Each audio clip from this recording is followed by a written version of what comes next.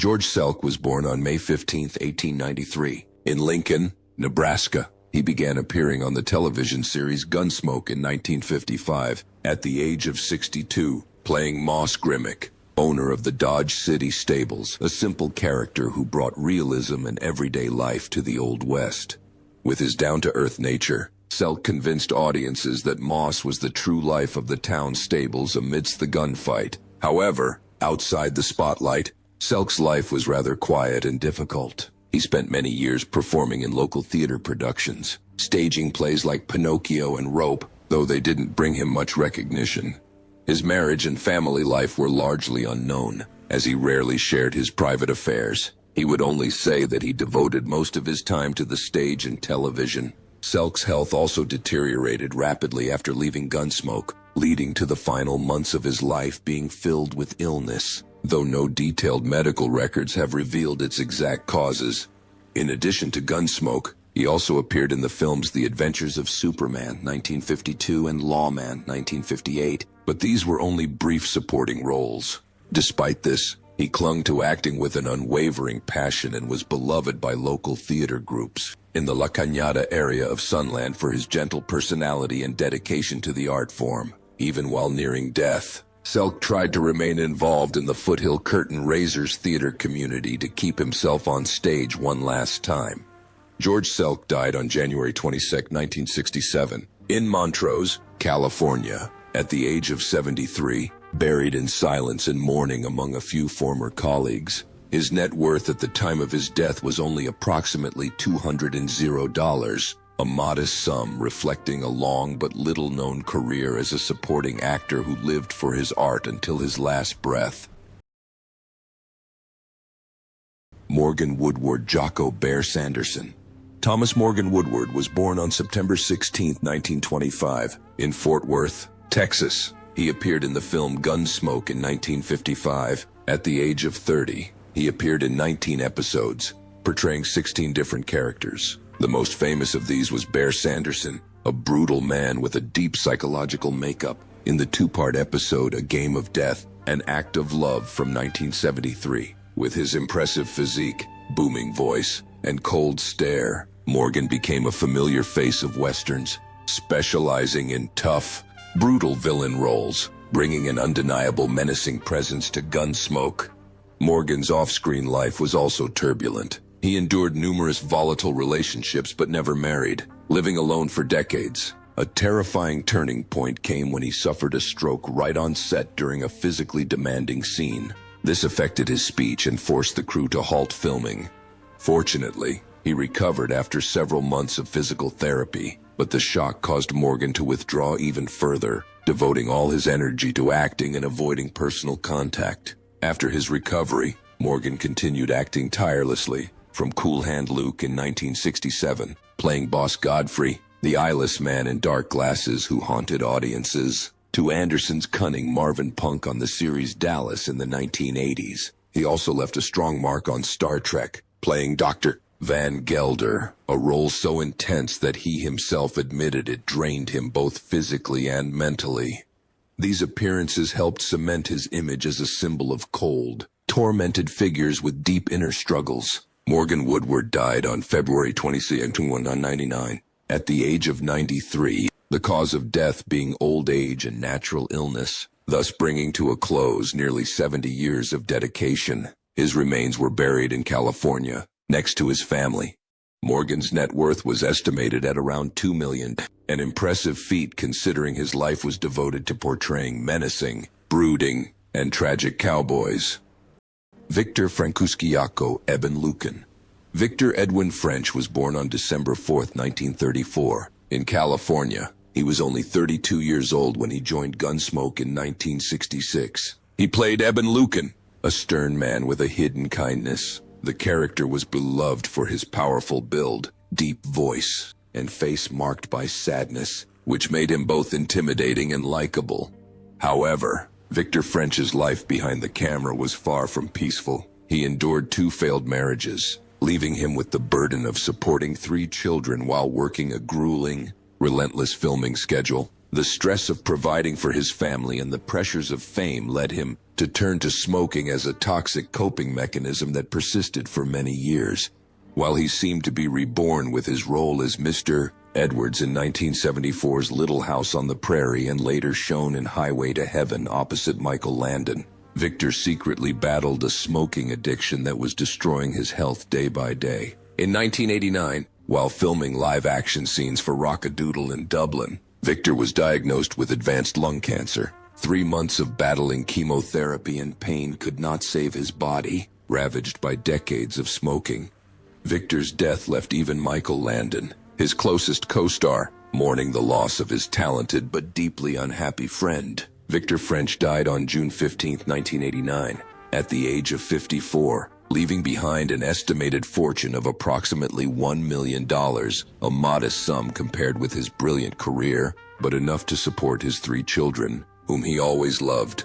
Jack Elam, whose full name was William Scott Elam, was born on November 13, 1920, in Miami, Arizona, and began appearing on the television series Gunsmoke in 1955 at the age of 35, with a distinctive crooked eye, the result of a childhood injury. Elam easily portrayed tough, unpredictable villains, most famously Pierre Audubon, a brutal yet colorful character whom audiences both hated and remembered. This unique appearance became a weapon that made him an unforgettable character in classic westerns. Few would have guessed that Elam's life held so much bitterness. He lost his mother when he was only 4 years old, grew up with a stepmother, and had to work various odd jobs to support his family.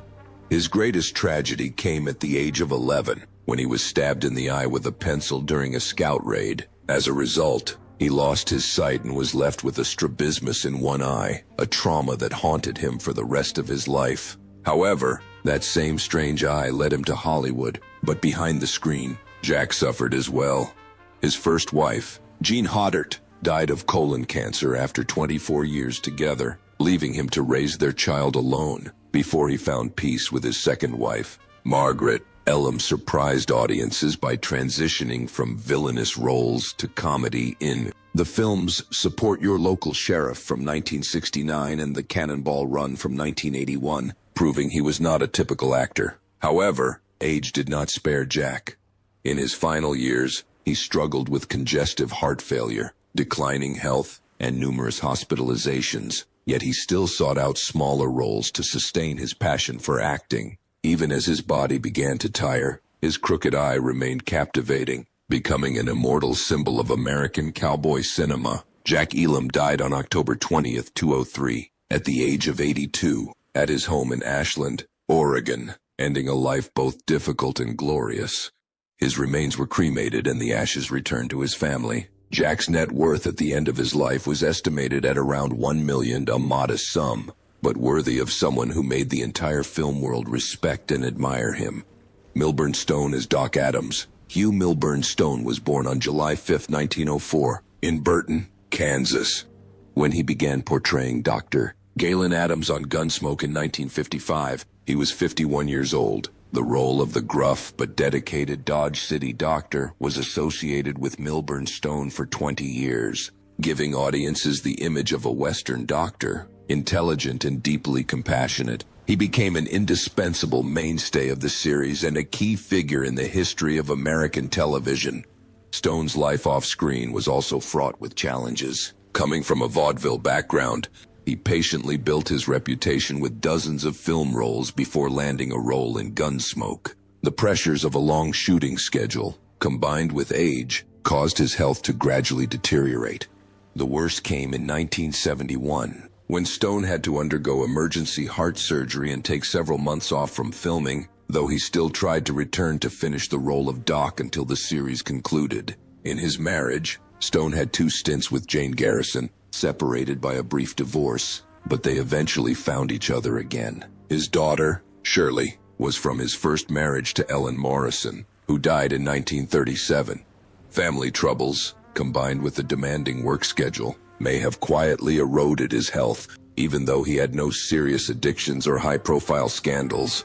On June 12, 1980, Milburn Stone died of a heart attack at the age of 75 in La Jolla, California. After many years of living with heart disease, his net worth at the time of his death was estimated at approximately $2 million, reflecting the fruits of his love of his profession and his complete dedication to the American television audience.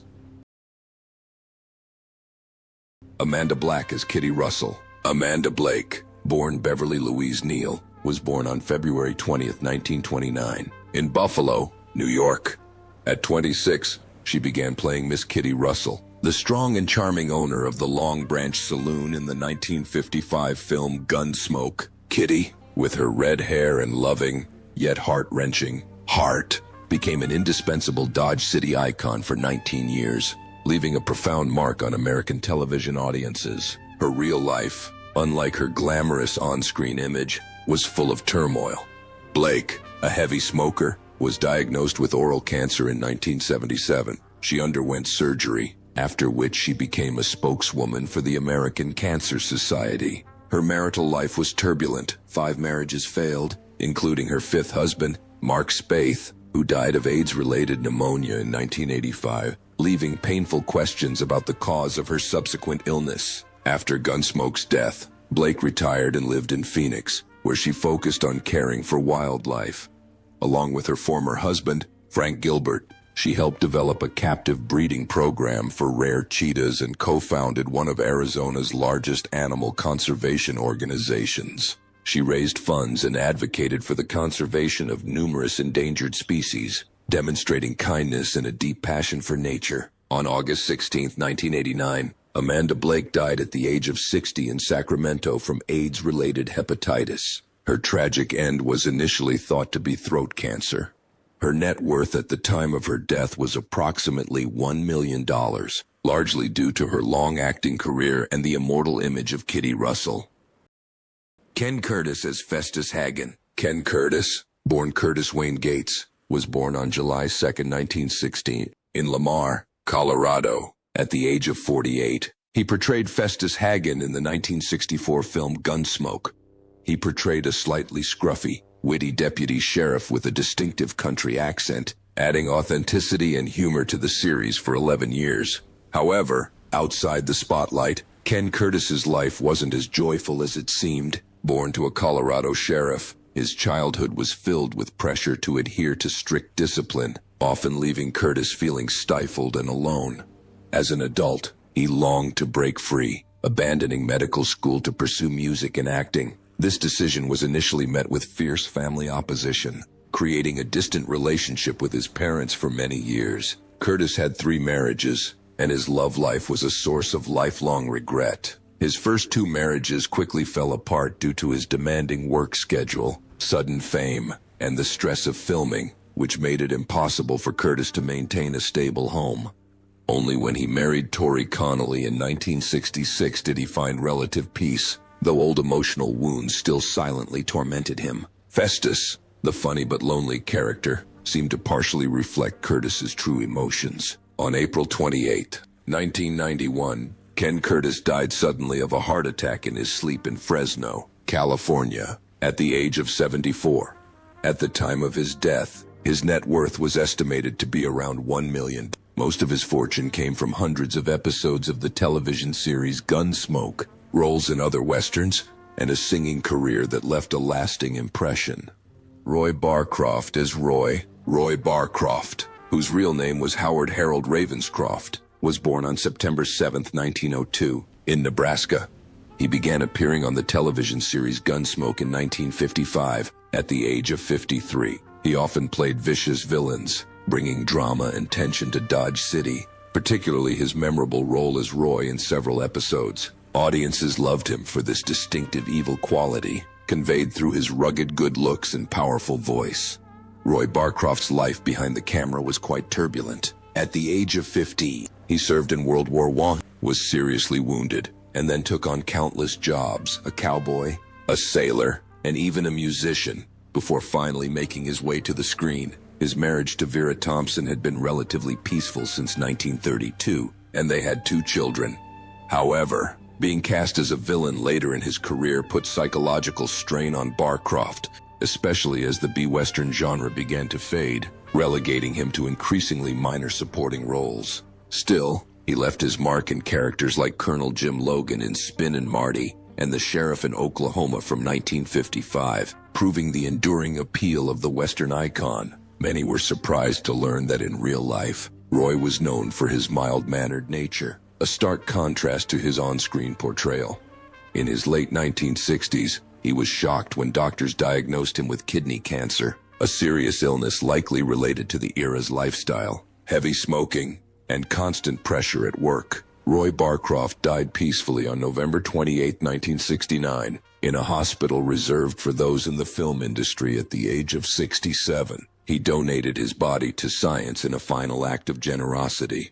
His net worth at the time of his death was approximately $500 USD, which is a modest amount compared to the over 300 films he has appeared in, but reflects the character of an artist dedicated to living and dying for the love of acting. Dennis Weaver as Chester Good. Dennis Weaver was born on June 4, 1924, in Joplin, Missouri. When he began playing Deputy Sheriff Chester Good in Gunsmoke in 1955, he was only 31 years old. Chester, with his trademark limp and loyal heart, became a symbol of American television and helped Weaver win an Emmy in 1959. After 9 years in the role, Weaver left Gunsmoke in 1964 with serious doubts about his future. He threw himself into new roles, such as McCloud and Steven Spielberg's Duel, and to prove his versatility. However, the pressure to change his image brought on a serious mental crisis for Weaver. Fear of failure, of not being accepted by the public, haunted Weaver, leading to many sleepless, stressful nights. Still, he worked hard, gradually emerging from Chester's shadow and establishing himself as a true star. Weaver's personal life was somewhat more peaceful, as he maintained a long marriage to Jerry Stowell, a childhood friend, and had 3 children. However, in 2003, he suffered a devastating blow when his daughter-in-law died in an accident at a Santa Monica farmer's market. The trauma tormented the family for years. Moreover, he once struggled with poverty, taking on numerous odd jobs to support his family before his rise to fame, building a spirit of resilience and extraordinary determination. In his final years, Weaver devoted his energies to environmental protection, founding the Economics organization and traveling across America to promote sustainable living. However, during this same period, he faced a long, painful, and exhausting battle with prostate cancer. Dennis Weaver died on February 24, 2006, at his home in Ridgeway, Colorado, at the age of 81. His net worth at the time of his death was estimated at approximately $3 million. Primarily from popular film and television projects and a life of tireless artistic dedication. Burt Reynolds Jocko Quint Asper. Burt Reynolds was born on February 11, 1936, in Michigan. At the age of 26, he starred as Quint Asper in the 1962 film Gunsmoke, playing the strong yet sensitive Comanche blacksmith. Reynolds quickly made his mark on the small screen with his rugged, captivating personality. Although he spent only 3 seasons on Gunsmoke, the role of Quint opened the door to Hollywood, transforming him into a superstar in the 1970s and 1980s. Beyond the spotlight, however, Reynolds' life was filled with tragedy. Failed marriages, especially his costly and highly publicized divorce from Lonnie Anderson, damaged both his spirit and his finances. Reynolds once admitted that he never truly let go of his feelings for Sally Field, a deep, yet unrequited love that left him with immense regret. Furthermore, the pressures of being a movie star, with the constant need to maintain a masculine image, led Reynolds to repeatedly break down due to loneliness and mental health crises. Years of non-stop action film acting also took a toll on his health. From a fall during a rescue mission to a serious jaw injury in the 1984 film City Heat, he had to contend with a long-term addiction to painkillers, coupled with anxiety and hypoglycemia, which further weakened his health. In 2011, he underwent open-heart surgery that saved his life. Since then, his body has been steadily declining, no longer strong enough to meet new challenges. In his private life, Reynolds once possessed an enormous fortune thanks to record-breaking salaries and investments in theaters and restaurants. However, failed business deals, divorce costs, and mounting debts bankrupted him in the 1990s. Reynolds was forced to auction off many of his assets, including the famous ranch where the film Smoothie and the Bandit was filmed. It was a bitter fall for a star who had once been at the peak of his fame. On September 6, 2018, Burt Reynolds died of a heart attack at the age of 82, ending a life filled with glory and turmoil. His estimated net worth at the end of his life was only about $5 million, a small amount compared to what he once had, reflecting the high price of fame and the deep wounds left by a life of struggle. James Arness as Matt Dillon. James Arness, born James King Arness, was born on May 26, 1923, in Minneapolis. At the age of 32, he portrayed Sheriff Matt Dillon in the 1955 television series Gunsmoke.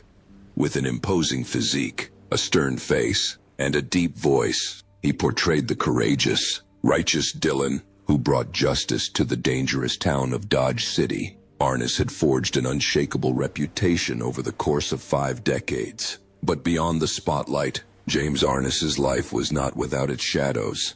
A World War II veteran, he once landed at Anzio and suffered a serious wound to his right leg that plagued him for the rest of his life. Every step was painful, especially when he had to ride a horse or stand for long periods on set, but he gritted his teeth to complete his scenes. This anguish deepened as his family's losses mounted. His first marriage to Virginia Chapman fell apart in 1960, leaving a deep emotional wound. In 1975, his daughter Jenny Lee committed suicide from an overdose, plunging Arness into crisis. Just 2 years later, Virginia also tragically died from an accidental overdose, as if the tragedy had not let him go. Through the long, lonely nights, he still carried within himself the guilt of his father's helplessness, coupled with the persistent physical pain that drove his soul into crisis after crisis. Yet he tried to stay strong, calm, and avoid attention so that he could continue. James Arness died on June 3, 2011, at the age of 88, resting peacefully in Brentwood, Los Angeles, after his health had gradually failed with age. His net worth, estimated at around $8 million, came largely from his legendary role in Gunsmoke and other westerns, reflecting his illustrious but difficult career.